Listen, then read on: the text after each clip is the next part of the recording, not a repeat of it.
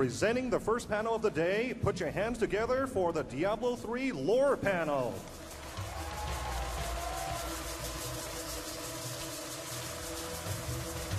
What's up, everybody? I guess if it hasn't been announced, welcome to day 2. It's very good to see y'all up and alive this morning. Hi.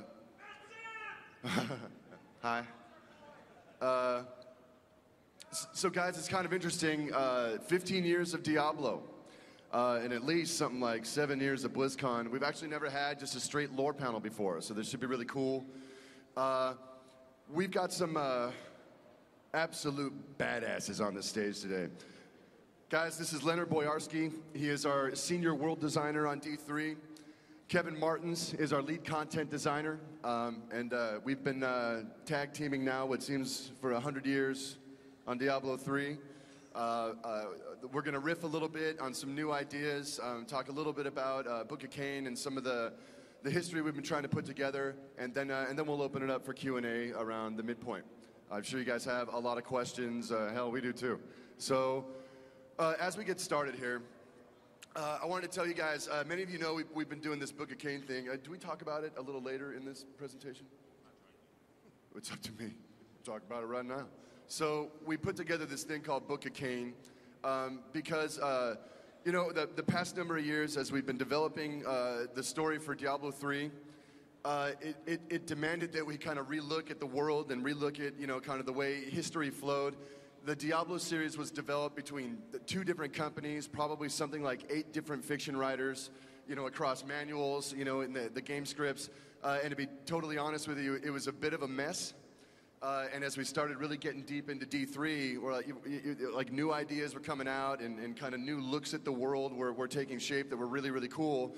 And so we started to really look at the history and tighten up and trim and kind of relook at how these ideas stack. So, you know, so you get like the most maximum tight and smartly built, you know, continuity, you know, game continuity. So, and that really begat the Book of Cain. You know, as we kind of got all these ideas together, you know, this is pretty badass. Maybe we can, you know, put this in a cover and give it to people.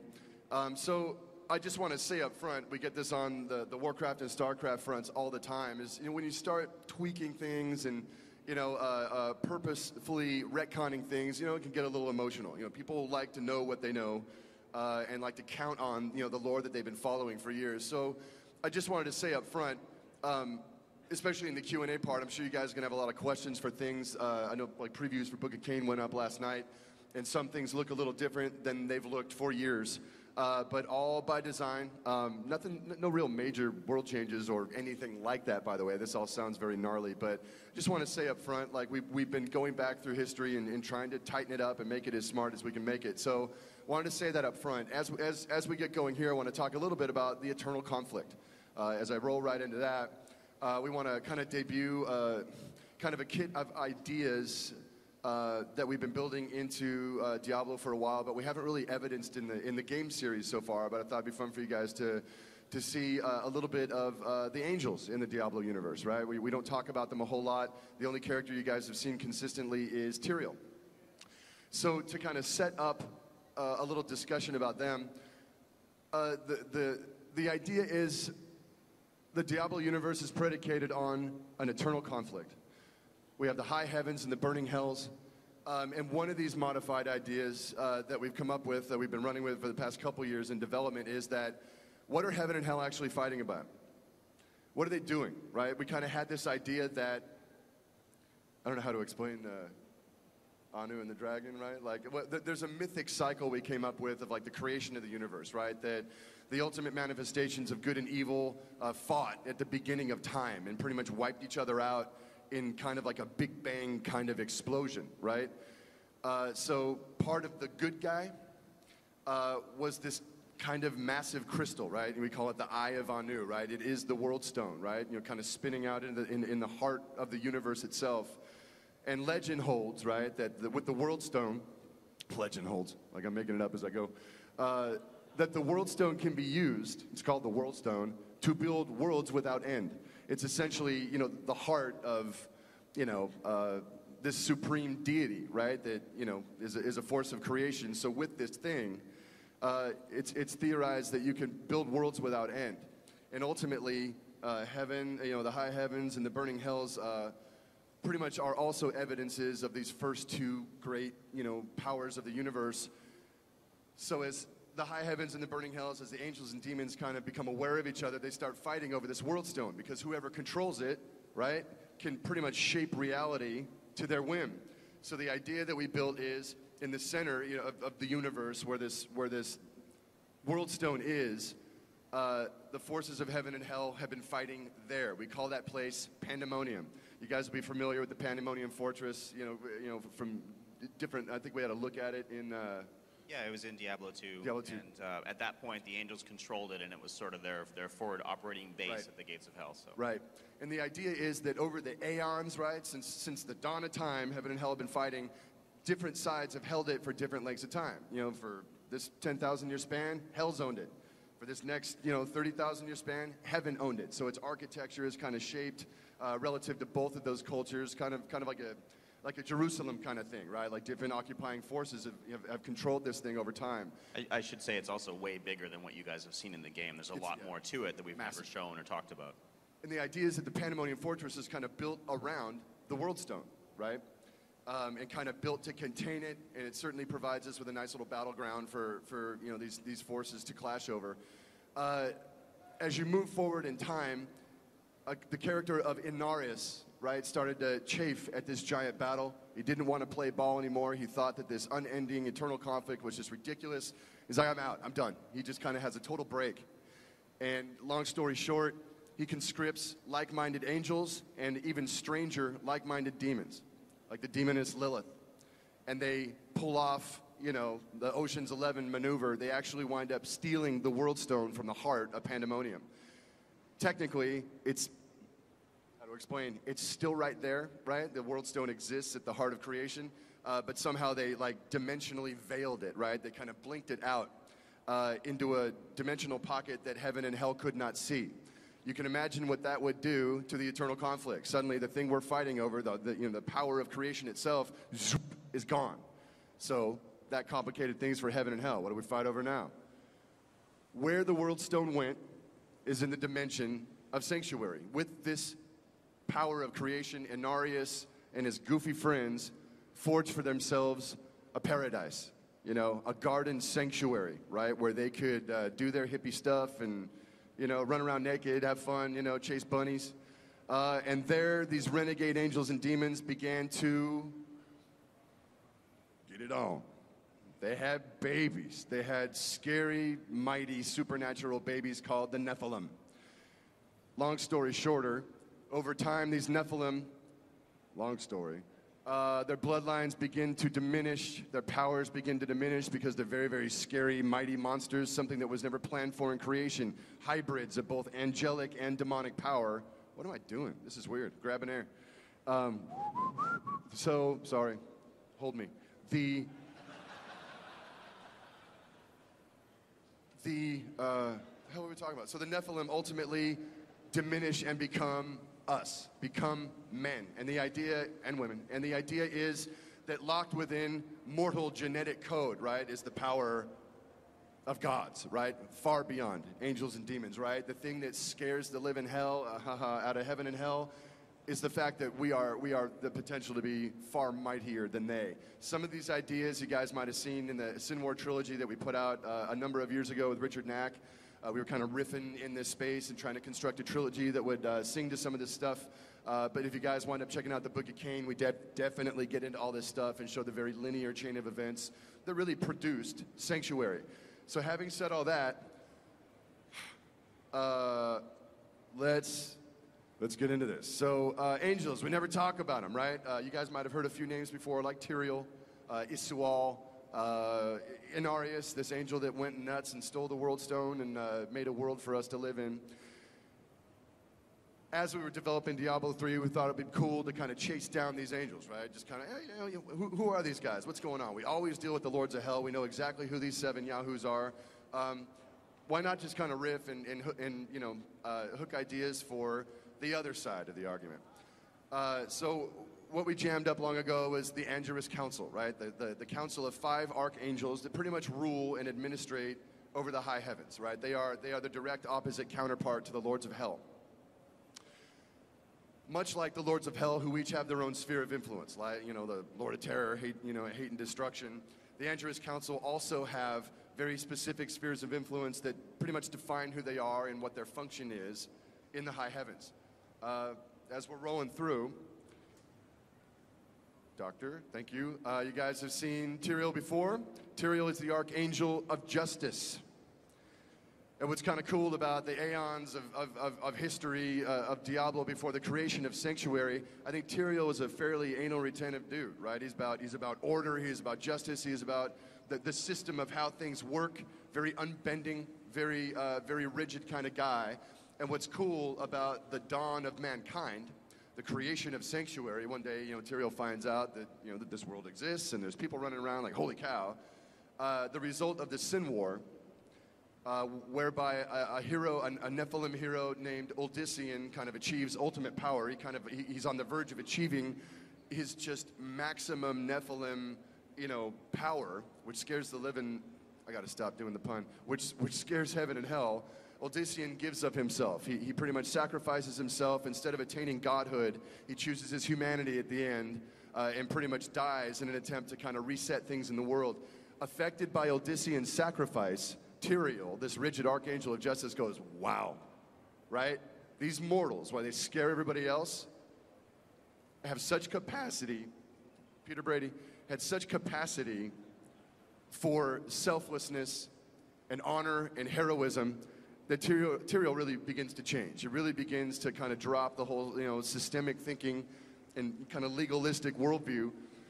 And really, that's why he kind of becomes the maverick of heaven. It's interesting that the Archangel of Justice pretty much becomes the outlaw of the Angelus Council.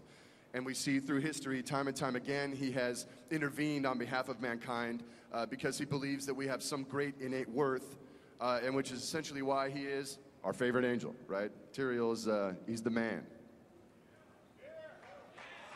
You guys dig on that statue over there? How crazy is that? So badass. The next archangel is Ariel, the archangel of hope. Ariel is, as you'd expect, the most upbeat of the Angelus Council. She's serious as a heart attack, infinitely wise, infinitely hopeful. She really works as, if this group was a player group, she's the cleric, right? With her power and with her kind of cord of hope, it's kind of this item that she wears that can either bestow blessings or kind of be used as this kind of cool, energy ribbon. Ariel really works as the heart of the group. She holds them all together. You might assume that these archangels in this family is very dysfunctional. They don't always get along really well. Even though they are wonderful, angelic people, they typically have their heads up their asses, and Ariel really tends to be the grounding force amongst them. The next archangel we want to talk about is Malthael. He's an interesting character, and we're really still kind of chasing down his storyline.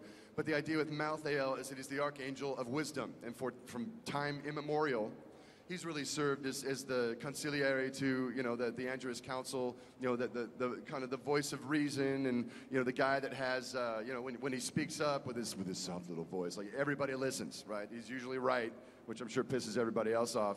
One of the interesting things in the history we've devised is at the point that Inarius and his buddies hijacked the World Stone, the heart of creation, to some degree, Malthael flipped out, right? This guy that's constantly thinking about the universe and the truth of reality, suddenly the heart of reality blinks out, right? Again, it's sanctuaries being created. These guys don't know where it went. And it kind of fries his brain a little bit. So kind of over time, Malthael kind of begins to darken a little bit. We're still kind of working out his story, but interesting transition. The Angel of Wisdom has become something more like a very grim character, right? Thus the scythes and stuff. Malthael's definitely got a big part to play in the ongoing story of the Diablo universe. The next archangel we want to talk about is Imperius, the Archangel of Valor. Imperius is probably the biggest ass kicker in Diablo continuity. Well, until you guys get your hands on the game, that is. Imperius is one of the funnest new characters we've developed. This guy is pretty much, he is very commanding. He's just absolute badass in combat. He lives to tool out demons. He's been fighting since the dawn of time. He's killed, billions and billions of demons, and he's real good at it. And he tends to be a very loud voice on the council. You can imagine sometimes he almost kind of bullies things to get his way. The dangers for someone like Imperius is that valor, can so often, kind of turn to pride. And for that reason, Imperius and Tyrael kind of go at it from time to time, right? They're kind of the two older brothers, and they kind of get under each other's skin often, right? They have very different views on things like the nature of creation, things like should mankind have a right to exist, or should they be nuked entirely? They don't necessarily agree on those lines. So again, Imperius is just one of the coolest new characters we've developed. And as we hit the last guy, this is Ethereal, the Archangel of Fate, the great lore keeper of the high heavens. This guy can't literally tell the future as such, but he sees the various strands of possibility that weave into the future. He's a guy of kind of vast knowledge. He kind of rarely speaks, but he's definitely this guy that they go to in times of crisis to try and figure out, should we go left, should we go right? An interesting thing about Ethereal is that while in the universe out there, he's pretty much got things dialed in. Since the World Stone was stolen and Sanctuary created, I think this is true. I may just get in trouble. All right. Just wanted to double check. Chris gets it right. Stuck my foot in my mouth. He can't see mortals. Mortals were not meant to exist, right? So he cannot see the skeins of our destiny, right? And that weirds him out. And by extension, it weirds the other angels out too. Mortals are just the Gordian knot that these guys have no answer for, right? We vex them. We vex them highly. So guys, that's a kind of quick sketch look at the Angerus Council. It'll kind of be interesting to see here as the Diablo franchise gets moving here, how these guys may or may not play out.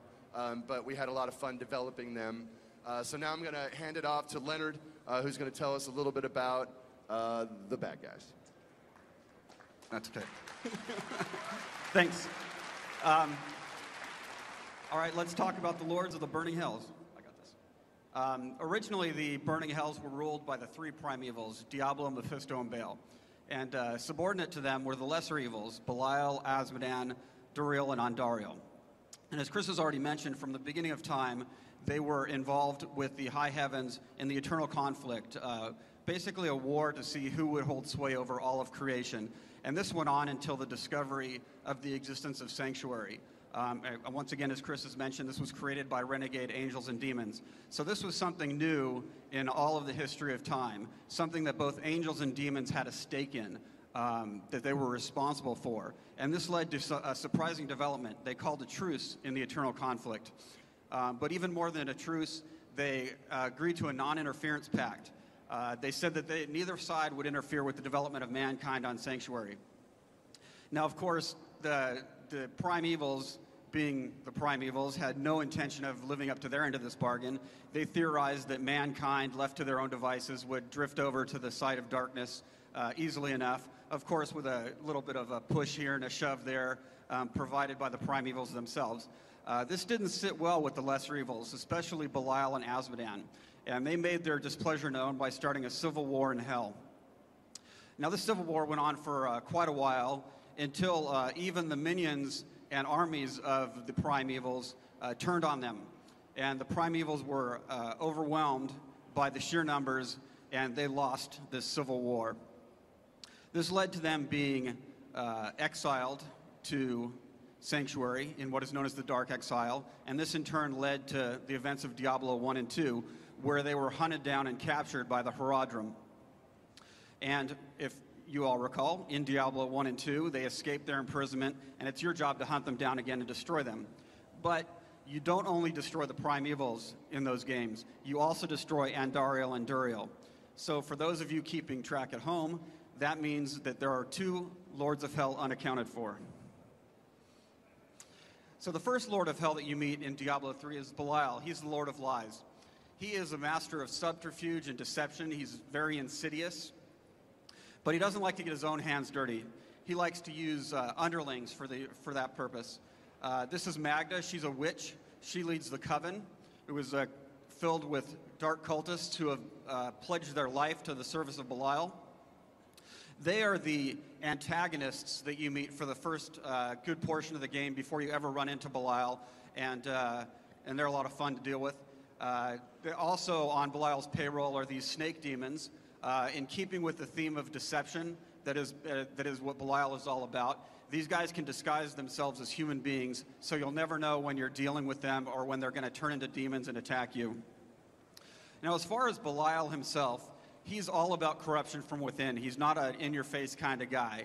He likes to manipulate his opponents. He likes to play on their fears and mistrust to turn them against each other. And he somehow used these techniques to take over the most important trade city in the world, Chaldeum.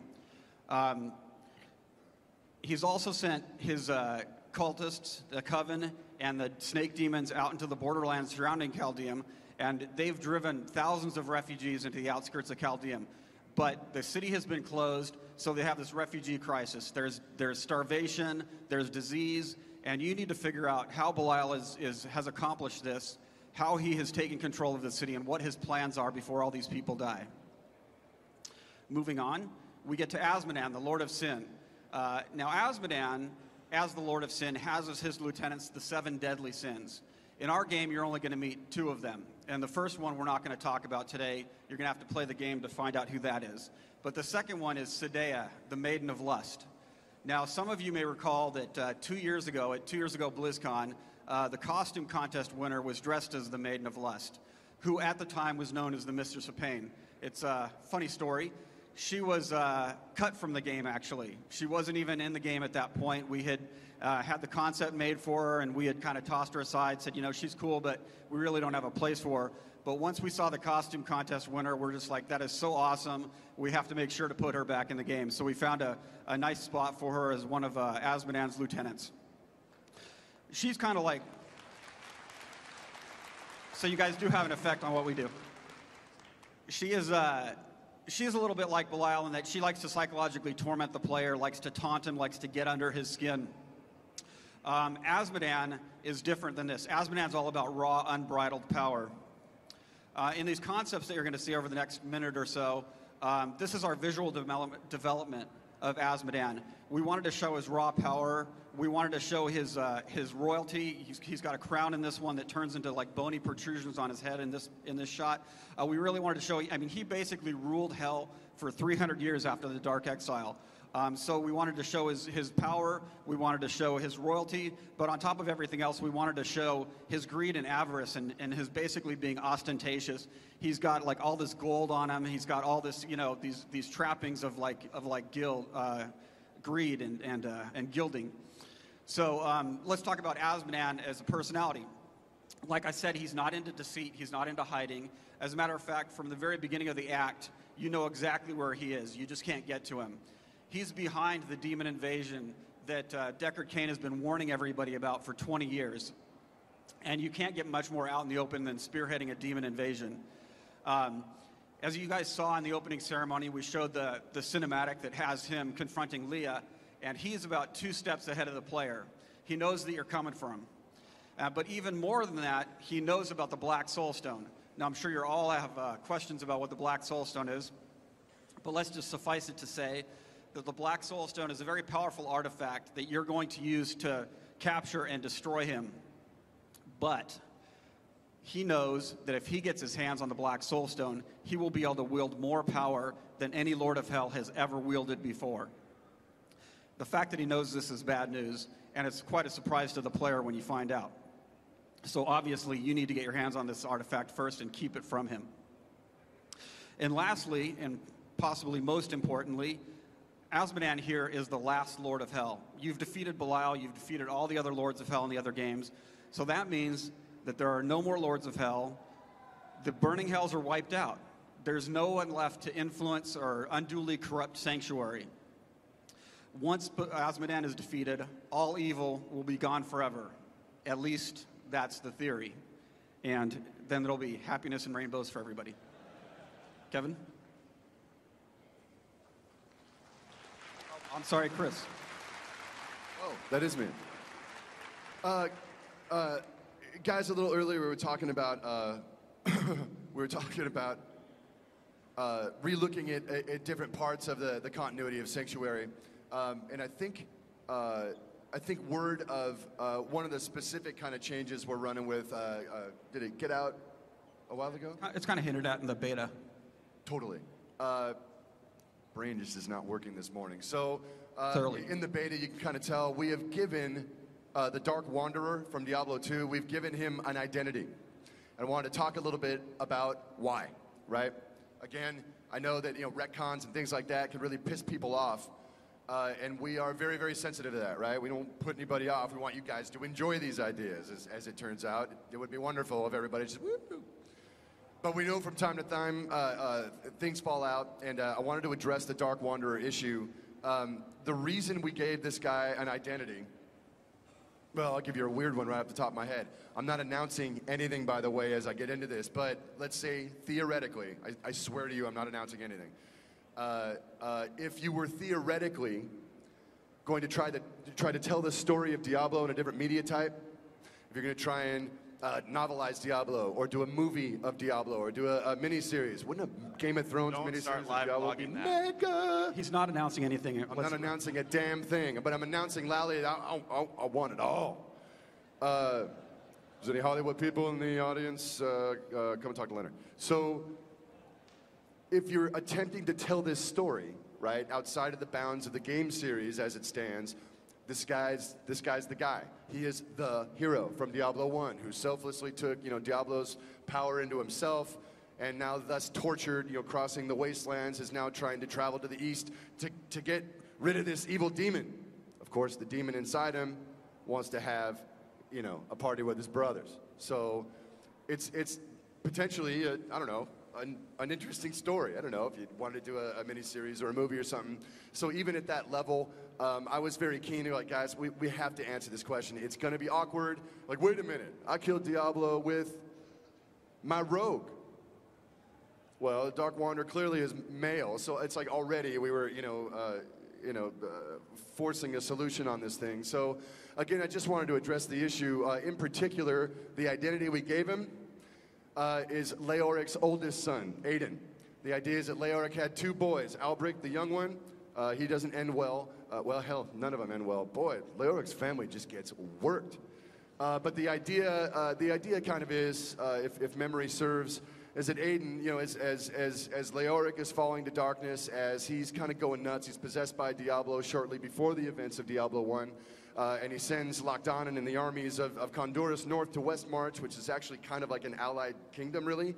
His war is madness, right? He's just trying to, Diablo, through him, is trying to get rid of anyone that would be able to stand against him as he corrupts his town. So essentially the hook is, Aiden, always trying to please his dad, which is maybe a played-out theme, I get it. But he goes north with the armies, and he is obviously absent for the events of leading to Diablo 1. And ultimately, if you were telling this thing as a film or whatever, you pick up your story as he comes home, like, where's Dad? He went batshit crazy and he's a skeleton. Well, where's my little brother? Well, we think the Archbishop took him down under the old church there. Draw your own conclusions, right? So it's a nice, it's a really nice way of, Lazarus. It's actually a really nice through line, right? So again, that was our thinking. It's a character with immediate, total emotional investment in these events, and it makes a real nice story. So again, I just want to get out in front of it and address it. We know that it's a little jarring, right? But we felt very strongly that it just really works. It makes the universe better. Most of the time. Sometimes mistakes happen in terms of lore, right? I've had a couple. Out of something roughly like 10,000 ideas, sometimes you're going to get like 5 of them wrong. I'm kidding. Couldn't possibly be that many. 10,000, not the 5. So, just saying, right? Sometimes things fall out of place, but for the most part, when you see retcons and changes like this, it is for a very good reason. It's typically, I'd say, very thought out, but let's just say thought out. So, just wanted to explain that to you guys and get that right out there in front of it all. Certainly, if you guys have questions about that during the Q&A, we'll do our best to answer those. Okay, World of Sanctuary. This is very much a switching of gears. It's not just going to be concept art. Let's show you some in-game stuff, and I'm going to show you 3 brand new areas today that you haven't seen before. 3 new zones from Diablo III. Now, when I said that's not just concept art, of course it starts with concept art. So, but don't worry, there's videos coming at the end of these segments, each of them.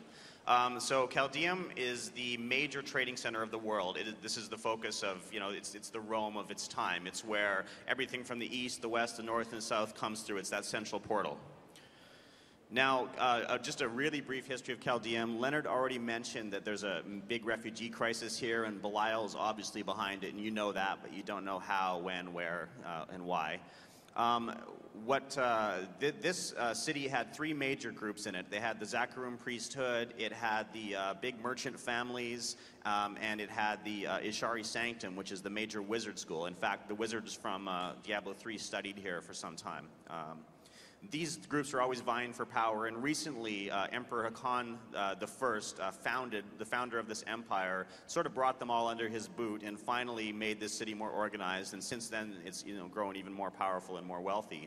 And so while they're always still trying to vie for power, Hakan did help a lot. However, Hakan died under mysterious circumstances, and we're going to get to that in a second. And recently, the child Emperor Hakan II has taken power, and this poor kid's just trying to survive until adulthood so that he can take over properly. And I'll explain a little more about that when we get to the people of Caldeum. Let's take a look at some of the areas.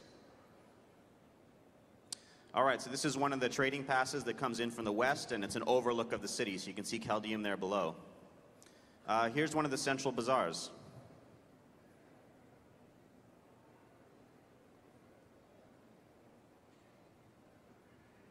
A tavern. Now, the society, and we're going to show a bunch of people in a second, is very stratified. In fact, literally, the rich people live above in this sort of Cloud City-like approach, these massive platforms above the poor people. This is actually a shot of the throne room, and you can see tiny little Emperor Hakan II there, and some of his imperial guard. You do get to meet Emperor Hakan and talk to him and hopefully help him out. So this is that child emperor, and this poor kid, it's not a patrilineal society. Emperor Hakan II was found through a Zakarum ritual, and they hired the Iron Wolves, the mercenary company from Diablo II. It makes an appearance here again. The Zakarum work with the Iron Wolves to find this kid, make sure, the merchant houses and the Ishari Sanctum don't take control of him or kill him and try to put their own person in there. So the Iron Wolves, we'll take a shot here of a Zakarum priest in his fancy Caldeum gear and an Iron Wolf on the left. They've become sort of the Emperor's personal guard, and they're helping him in a sort of regency thing. In fact, Ashira is the leader of those guards. However, the Iron Wolves have recently been kicked out of the palace. The Emperor ordered them out and replaced them with these new Imperial guards.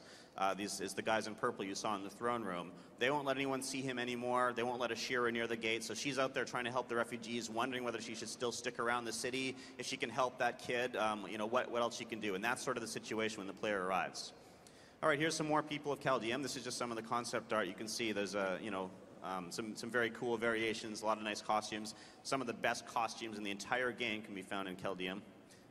Really cool character art. So the Dalgur Oasis.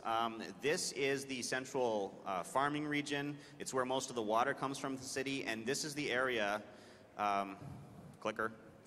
This is the area that allowed this little trading outpost to become the grand city. Without this source of water, without this massive oasis, Caldeum would not be what it is today. So it's very important. Legend has it that this mysterious desert prophet named Dalgur came in from the wastes, took the city fathers of this little trading town out to the oasis and showed them this source so that they could grow. He promised, he wanted them to name it after him, and then he wandered back in the waste, never to be seen again. No one knows if that's a legend or not. So let's take a look at the Dalgur Oasis. Here's our female monk roaming through here. Belial's forces are all over this area, and many of the refugees came from here, so the water, is a big problem, and people are starting to starve because no farming is happening.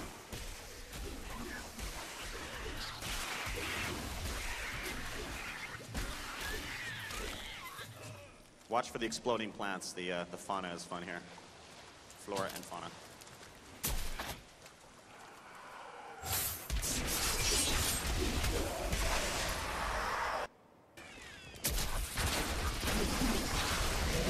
Belial Snake Man.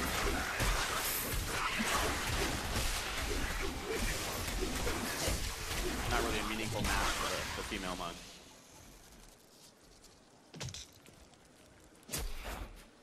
So this is a really cool area contrast-wise from the super harsh deserts you're going to see in this region as well. You know, it's quite beautiful, but it's also very corrupted right now, so it's a great area for that. Moving on. The Archives of Zoltan Kulle. So this is our teaser area for today. Zoltan Kulle is a new character we've created, and he's actually one of the original Haradrim with Jared Kane and what's the guy that took over Mephisto? Tel Rasha, thank you.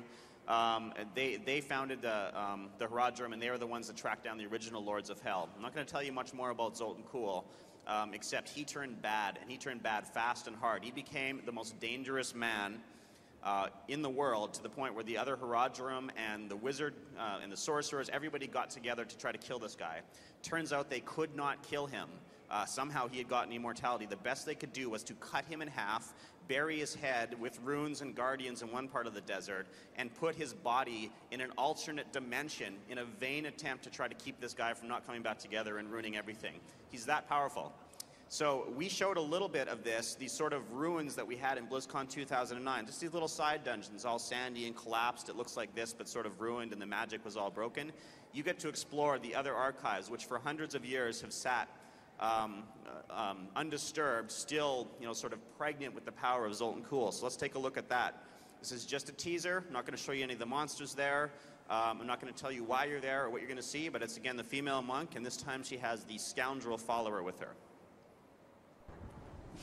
This is just the entryway. Do you think Kulle ever cracked a smile when he was alive? Seems to be a grim sort. Even the cruelest man finds something to give him joy. Yeah, what gives Zoltan Kulle joy is not good.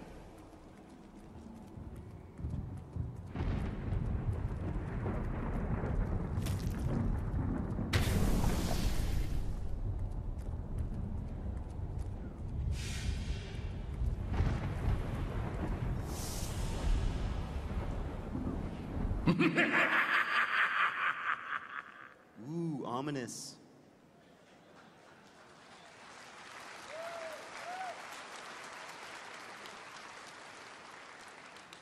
Thus concludes a planned part of the lore panel today, so please try to embarrass us up here on stage with questions we can't answer.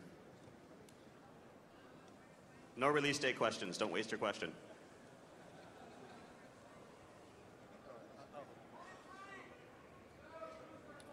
I have a question about a character from Diablo 1, Adria.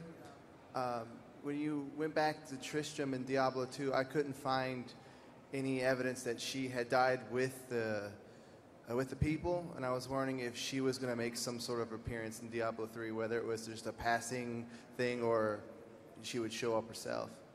Well, if you've played the beta, she's Leah's mother. And when you go back, when you're running around Old Tristram with Leah,